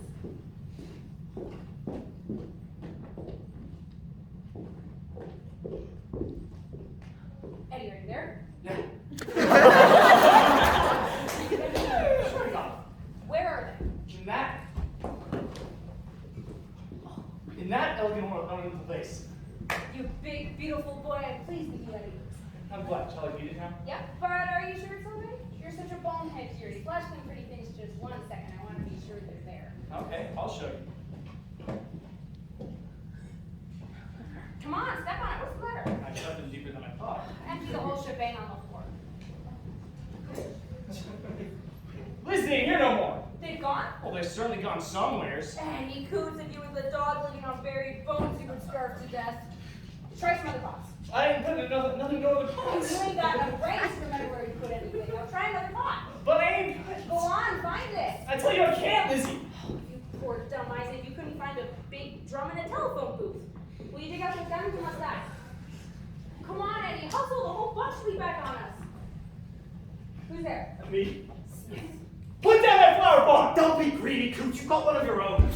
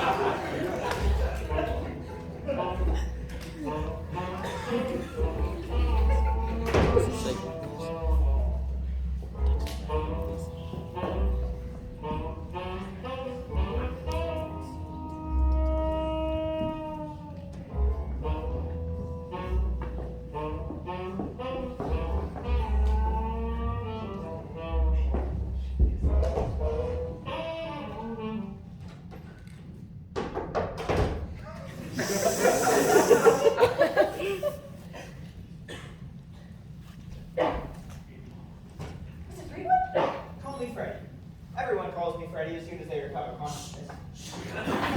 Wait, may I ask what you are doing at this hour morning? In a single gentleman's leafy bower. Come to arrange the flowers. Why aren't you helping to lay the foundation stone at St. Ruffleton? Shh! I slipped away while the starter was getting the runners in line. I've come to call on our friend the poet. Is he in? He may be upstairs, still in bed. I'll go and wait. Don't do that! Whatever you do, Why not? go and see if he's there, and then come down and I'll tell you. Righto.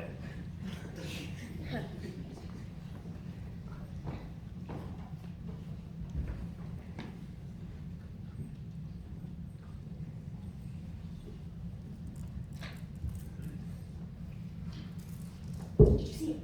No, but I heard him. Now, why make I wait?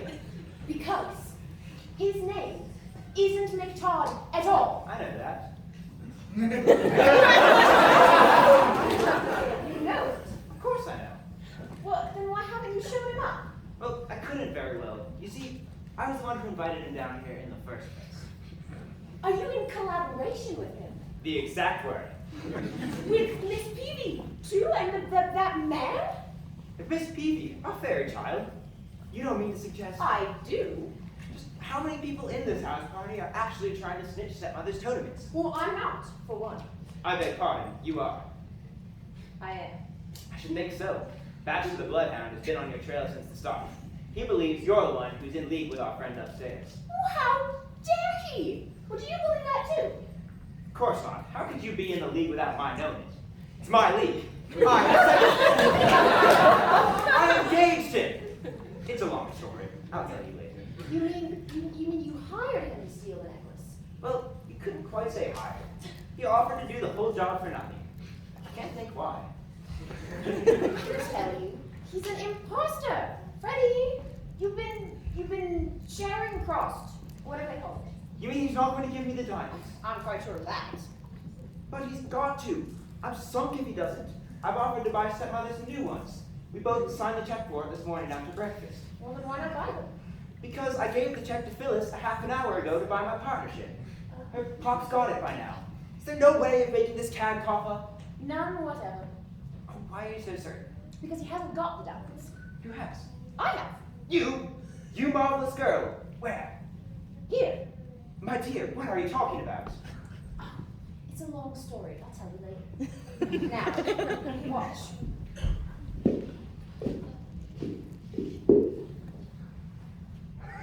Good gracious. What's the matter? But they're gone. Gone? Were they ever there?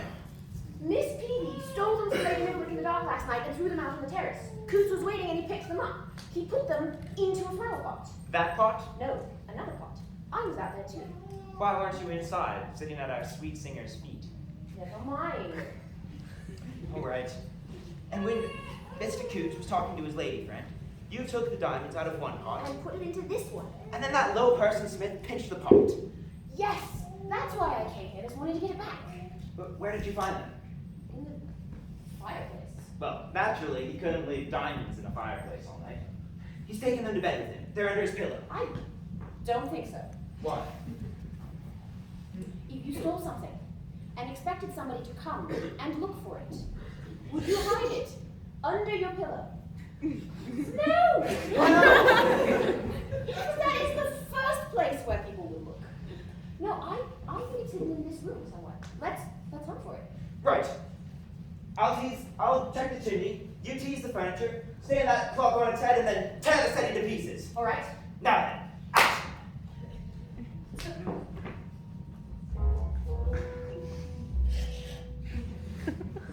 I say, this thing is just falling off. Just take it away, man. I say this is fine.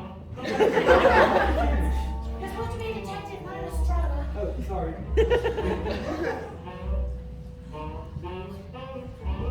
Oh, I say, here's a hole. No, false alarm. Two hole.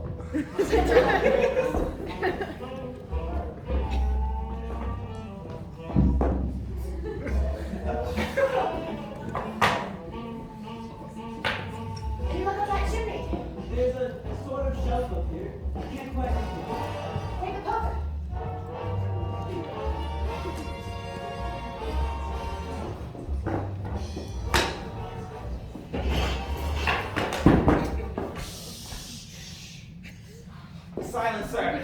we are. Do you hear anything? Not a sound. The man must be dead. Hasn't hurt us, anyhow. It's breathing again.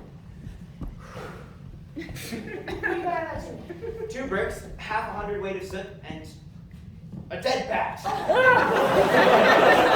treasure hunt I never got mixed up in.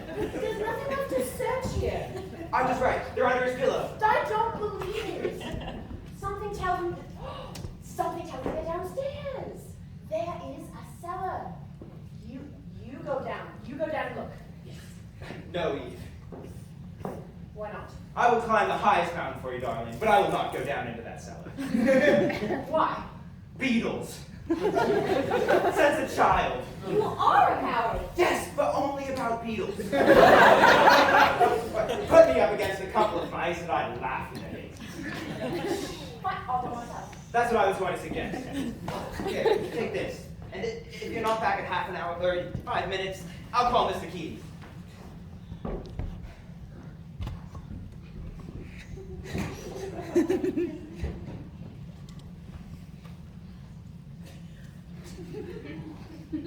Freddie! Is this worthy? Is this the true spirit of cooperative crime? Hands up! Turn around. Shocked and disappointed. Why did you do it? I did it to help a woman. A little pal, that's all. Pals till hell freezes over, and I'll see her through, sonny boy. It's a subtitle from a film I once saw. Mommy's Cool Black Rose. It seemed to fit the situation. I thought I might use it. Now, my poor Miss Sally. Step off briskly with the left foot and advance up that staircase. That's it. 1, 2, 3, 4. Stop. Turn around. Now, you wait here until I've dealt with your fair but misguided companion. But I said, I'm your employer. This is a general strike.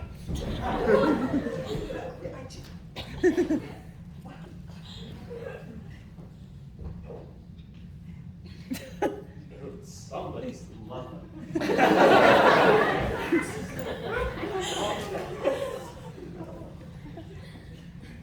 Good morning. Don't bother to do the Swedish exercises. Will you sit down?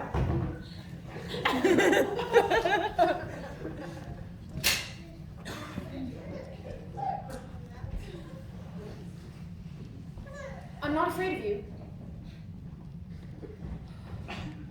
Your name's not McTodd. Thank you for telling me, but I don't. Then what is your name? Ronald. Ronald Eustace. Ronald Useless. What? Smith. The T is silent, as in soup. I suppose you know why I came here. To rearrange my furniture, like you promised. It was a gracious thought. But thank you very much. I think you've overdone it. I've come for that necklace. Tell me where it is. You shan't do poor Freddie out of it. Okay, what makes you want to do poor Freddie out of it? Because you promised to steal it for nothing. If you were a gentleman, you'd have charged 10% or something. Shall I tell you the real reason I promised to do it for nothing? You can, but I shan't believe you. Why? Because you were going to be here. That was enough for me. Oh. Would you mind? I'm very glad you figured out my name's not Todd. By the way, how did you find that out? Mrs. McTodd rang me up last night from London. Cynthia. I'm very glad. I suppose you'd like to know why I'm very glad. No, I would not. Then I shall tell you. As McTodd, I was a married man. Yeah? Who? I am a bachelor. The cry rings round the marriage market. Smith is free. Smith is eligible, Eve. I'm trying to make love to you. Oh, we've got farther than that, I hope. I am simply afraid to think that no impediment now stands in the way of our marriage. Don't add impertinence to everything else. You came to Blandings to steal those diamonds. I came to Blandings to see you. Anyone can have all the diamonds in the world for all I care. I only want you. Is that true? Absolutely. You're prepared to prove it? On the spot. Anything. Then give me back Lady Middlewick's necklace. With the greatest pleasure.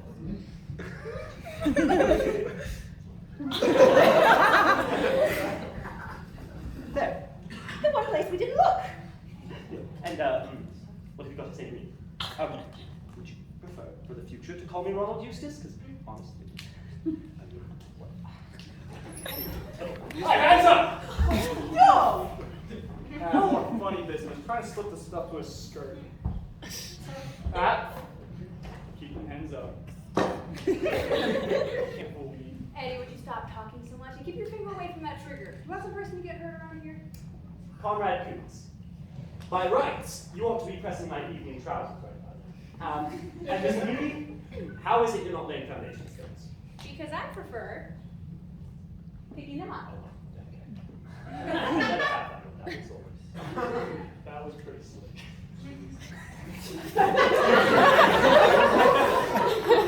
Poor old kid. Now is Mama pleased with her little Eddie? Mama will be more pleased when we've gotten safe out of this health resort. Well, Miss Hadley's for it to make her. Eddie, try to remember that what you've got back on your collar is a head and not a billiard ball. You see, we've got the goods on them anyway. They can't let out one little squawk about us without giving themselves away. And cover him, not me. I guess you put your hands down now. Thank you, Miss Peavy. Or should I say, Mrs. Coots? I could see from your general manner and attitude towards Mr. Coots that you're married. You're wrong. I'm distressed to hear. Why the English? Because I believe in marriage. I'm shortly expecting to be married myself.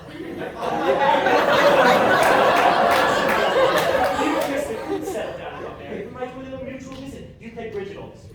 Look what poker did for him. But that's all over with now. We're gonna take your advice and get married and have a nice little vacation on this. We shan't have to work the boats again for quite some time, shall we, Ed? Oh, honey bunch. So long. Goodbye, Miss Peavy. Goodbye, Coots. I was just... No.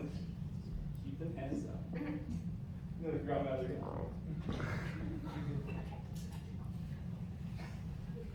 You ain't sore, brother. No hard feelings. None whatever. There was no harm in trying. Was there, Governor? None whatever. But you see, you looked such a complete mother. Hey, let me out! Say what's that?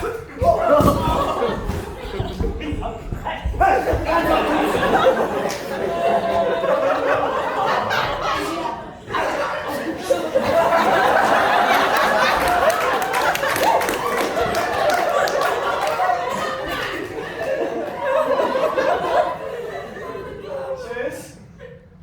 You short, sharp pain in my neck. Don't you ever speak to me again. Oh, let's have a heart. I was all wrought up and nervous. You can switch off that record. I am through with you. So long. One moment. I'm afraid I must trouble you for that necklace, Miss Peavy. You try to take it. Okay, so I am a child in these matters. But I was under the impression that whenever you did this, anyone, their compliance with your wishes became automatic. I'm going to walk out of here and take this collection of ice with you. You won't do a thing about it. Shoot a woman, not you. You want not? I won't.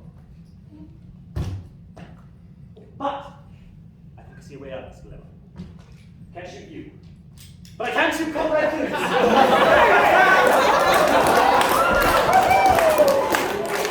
If you attempt to edge out that door, Miss Peavy, I shall endeavor to plug your boyfriend in the leg. Say, listen! Pull yourself together, Ed. He's only kidding. I am a poor shot, and I may in some more vital spot. But you still know, before he reads his last, that I tried my best and meant well. Don't worry, Ed. He won't shoot. I'm going to count 3, Miss Phoebe.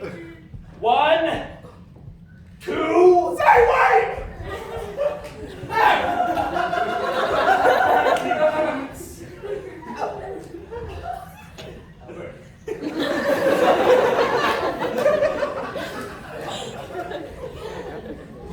I suppose you think you're smart. Yeah, just a turn of fortune. Now, would you prefer to take Conrad Coots out here? I guess I'd better. Come on, you. It's back to the boats for us. Us? Sure. Liz, you ain't through with me? Through with you? We got a hope. You're still going to marry me? I've got to marry you. What would become of you if I did, you poor oil can? Take a phone. dogs eat dwarfs.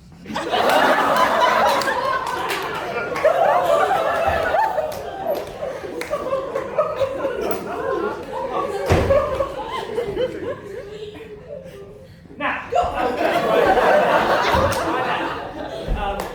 where were we been interrupted? Oh, Let me out. shut up! Now, to resume. Oh, hello.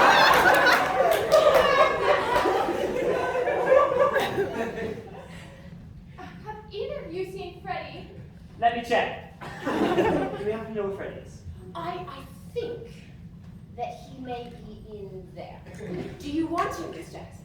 Yes, I've got a receipt for him, £5,000. Oh, come in! Come in, come in.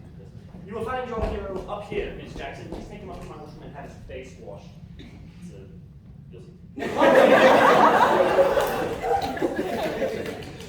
Okay. Now, to resume. Hello.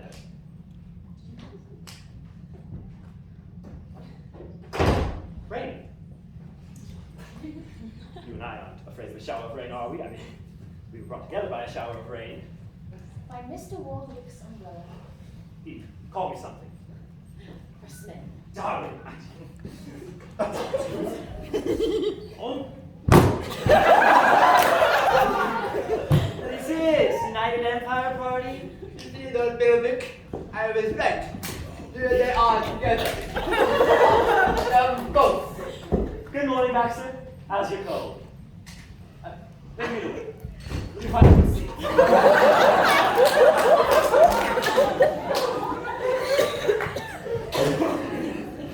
Where's Buddy? Having his face washed. I perceive by the general attitude that you would like to say a few words. He would say them, Eustace. Sir, Mr. Baxter brings a very strange charge against you. Whatever else I may be, Baxter, I am not a woman in man's clothes.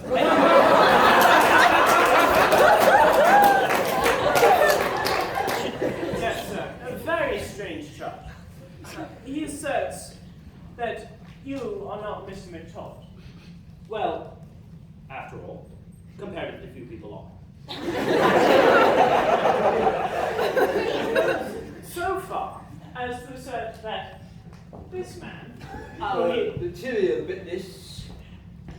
who he has produced from somewhere and is an entire stranger to me, Well, I'll be damned. Brussels sprouts to you. is Robson McTodd. And you know he is. And, in fact, so will you kindly refrain from putting in your vote? But he is, sir. He returned to London yesterday from Merthyr Tydfil. Why did he go to Northern to have a brainstorm? And this woman with him claims to be his wife. Of course she's his wife. Oh, no! Don't do that, it confuses me.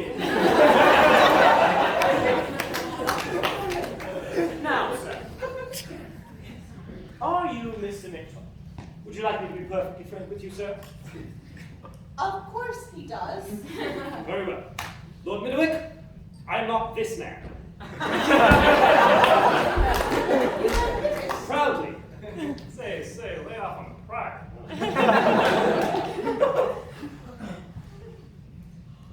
Well, Anastasia, I believe we owe this young gentleman an apology. You do, anyhow, Mr. Jackson. May I ask a question? Why didn't you explain who you are? I came to Blandings. It's because I had just learned there was to be a determined attempt made on Lady Middlewick's diamonds. Well, who was your informant? Okay, well, funny. Freddie! Yes, What is this? Community singing? Freddie! This is mine. Lord Middlewick? Hello, Dad. Late? Lady, Freddie, am I a domestic fowl? Eustace, don't cackle.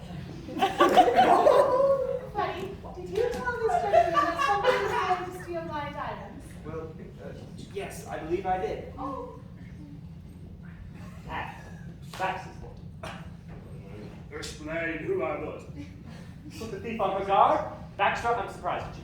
Don't be a fool, Baxter. did you say on her guard? I did. It was a woman? Alas! Yes. Anastasia! Well, How dare you! do something! Oh, there was another lady! Who? Miss Giddy. Miss Giddy? That darling? But diamonds make her cry. She told me so herself. It's impossible. Blind by tears, she still managed to grab him. Stolen from you, darling? She did. Oh, Anastasia, you invited her here. I blame you. The family blames you. I'll make it up to you, Ethelberta dear. I'm ordering some nice new ones.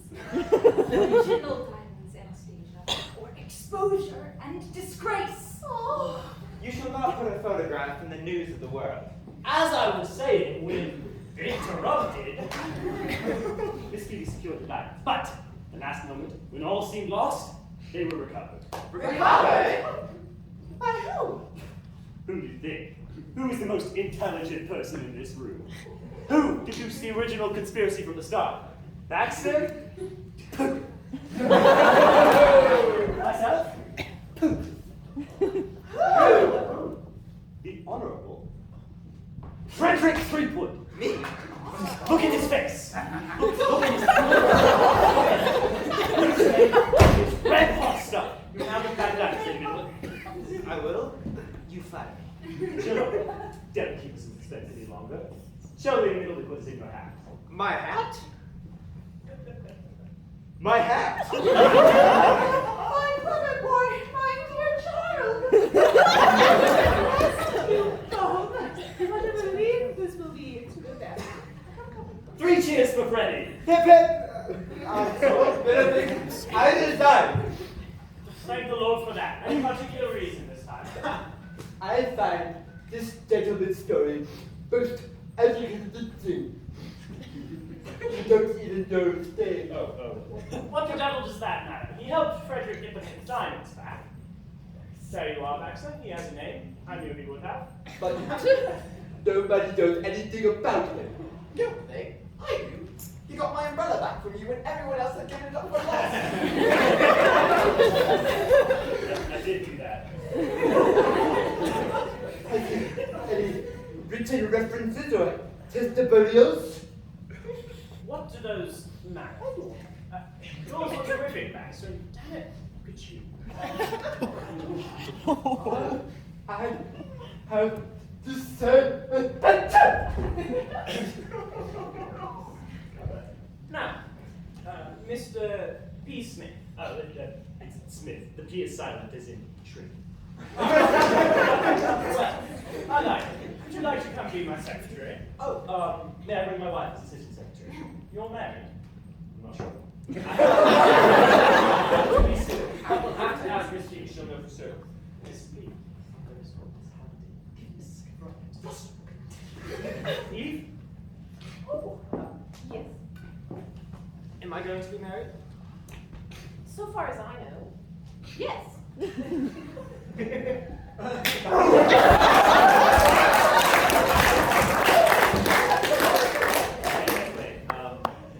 And are you? You is silent, as in unanimous and umbrella.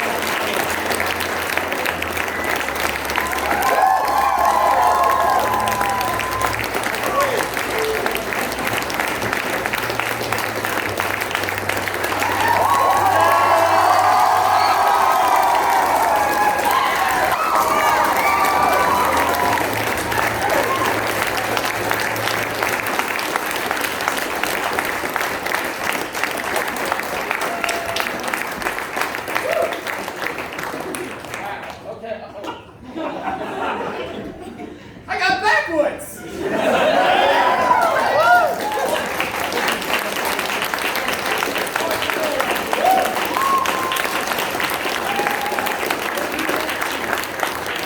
Thank you all for coming. We had this until about 9, and we are given until 9:45 to clear everything out. So if you could all help with putting the seats away, that would be wonderful. Thank you so much for coming. Have a good night.